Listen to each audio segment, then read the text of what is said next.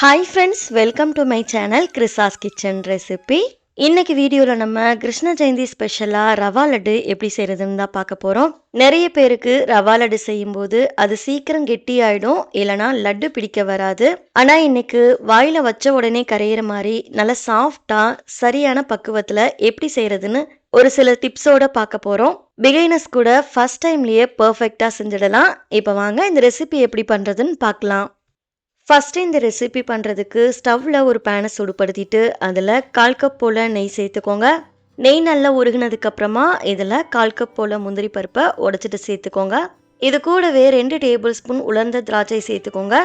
சேர்த்துட்டு இதை நல்லா வறுத்துக்கோங்க. திராட்சை பலூன் மாதிரி உப்பிட்டு இது மாதிரி நல்ல பொன்னிறமாக வர வர வறுத்துக்கோங்க. இப்போ இதை எல்லாத்தையுமே வெளியில் எடுத்துட்டு தனியாக ஒரு பிளேட்டில் இல்லைனா பவுலில் எடுத்து வச்சுடுங்க. அடுத்து அதே நெய்யிலேயே 2 கப் அளவுக்கு ரவை சேர்த்துக்கோங்க. சேர்த்துட்டு அடுப்பை லோ ஃப்ளேமில் வச்சுட்டு ரவையை நல்லா வறுத்துக்கோங்க.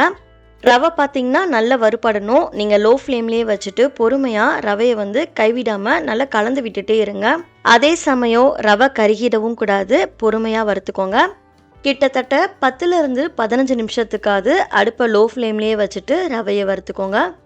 இப்போ பார்த்தீங்கன்னா 10 நிமிஷம் போல் ஆயிருக்கு. ரவையோட கலருமே பாருங்கள் லேசாக மாறி வந்திருக்கு. இப்போது இது கூடவே 1 கப் நிறைய நல்ல கோபுரமாக தேங்காய் துருவிட்டு சேர்த்துக்கோங்க. தேங்காய் சேர்க்கும் போது அதுக்கு மேலே இருக்க ப்ரௌன் பார்ட்டெல்லாம் நீக்கிட்டு மிக்சி ஜாரில் சேர்த்துட்டு நல்லா கோர்ஸாக இருக்கிற மாதிரி அரைச்சிட்டு அதுக்கப்புறம் சேர்த்துக்கோங்க. சேர்த்துட்டு அடுப்பை லோ ஃப்ளேம்லேயே வச்சுட்டு நல்லா மிக்ஸ் பண்ணிக்கோங்க. தேங்காயில் ஈரப்பதம் இருக்கும், அதனால் இன்னும் ஒரு 10 நிமிஷத்துக்கு ரவையோடு சேர்த்து தேங்காயையும் நல்லா வறுத்துக்கோங்க. இது நல்லா வறுபட்டதுக்கப்புறமா கடைசியாக இதில் 1 டீஸ்பூன் ஏலக்காய் தூள் சேர்த்துட்டு 1 நிமிஷம் போல் நல்லா மிக்ஸ் பண்ணி விட்டுக்கோங்க. இதை நல்லா மிக்ஸ் பண்ணதுக்கப்புறமா ட்ரை ஃப்ரூட்ஸ் கொட்டி வச்சுருந்தோம் பாருங்கள், அந்த பிளேட்டில் ரவையை சேர்த்துட்டு ஒரு டைம் நல்லா கலந்து விட்டுக்கோங்க. இந்த ரவையும் தேங்காயும் வறுபடுறதுக்கு தான் டைம் இழுக்கும். நல்லா வறுத்ததுக்கு அப்புறமா நீங்கள் லட்டு பிடிச்சிங்க அப்படின்னா ரொம்ப நாள் வரையில் ஸ்டோர் பண்ணலாம், கெட்டு போகாது. அடுத்து சர்க்கரை பாகு ரெடி பண்ணுறதுக்காக ஸ்டவ்வில் ஒரு கடாய் சூடுபடுத்திட்டு 1.25 கப் அளவு சர்க்கரை சேர்த்துக்கோங்க. கூடவே 1/2 கப் அளவுக்கு தண்ணி சேர்த்துட்டு சர்க்கரையை முழுமையாக கரைச்சிக்கோங்க. சர்க்கரை நல்லா கரைஞ்சதுக்கு அப்புறமா அடுப்பை லோ ஃப்ளேமில் வச்சுட்டு ஒரு கம்பி பதம் வர அளவுக்கு இதை கொதிக்க வச்சுக்கோங்க. சர்க்கரை பாகு பார்த்தீங்கன்னா திக்காயிடக்கூடாது, கையில் லேசாக பாகை தொட்டு பாருங்கள், இது மாதிரி ஒரு சின்ன கம்பி பதம் தான் வரணும். இப்போ அடுப்பை லோ ஃப்ளேமில் வச்சுட்டு நம்ம வறுத்து வச்சுருந்த ரவையை உள்ளே சேர்த்துக்கோங்க. சேர்த்துட்டு இதை 2-3 நிமிஷத்துக்கு நல்லா மிக்ஸ் பண்ணிக்கோங்க. 2லிருந்து 3 நிமிஷம் போல் நல்லா மிக்ஸ் பண்ணதுக்கப்புறமா ஸ்டவ் ஆஃப் பண்ணிவிடுங்க. ஸ்டவ் ஆஃப் பண்ணிவிட்டு இப்போது இதை ஆற வச்சிடலாம். ரொம்ப ஆற வைக்கணும்னு இல்லை, கை பொறுக்கிற சூடு வர வர இதை ஆற வச்சுக்கோங்க.